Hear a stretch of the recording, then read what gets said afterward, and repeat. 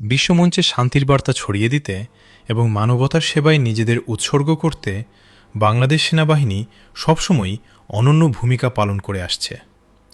সুদূর কঙ্গো জাতিসংঘের শান্তিরক্ষা মিশন মোনাস্কোয়ে নিয়োজিত বাংলাদেশি নারী শান্তিরক্ষীরা প্রতিনিয়ত সাহসিকতা, দায়িত্ববোধ এবং মানবিকতার এক উজ্জ্বল দৃষ্টান্ত স্থাপন করে চলেছেন।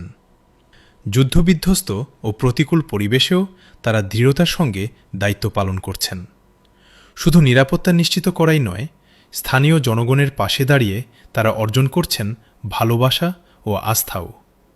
তাদের এই অসাধারণ অবদান ও মানবিক ভূমিকার ভূয়সী প্রশংসা করেছেন মারিয়াম বুকার হাসান। বাংলাদেশি শান্তিরক্ষীদের এই বীরত্বগাথা শুধু জাতিসংঘের মিশনকেই সফল করছে না, বরং বিশ্ব দরবারে লাল সবুজের পতাকাকে নিয়ে যাচ্ছে আরও উচ্চ মর্যাদায়।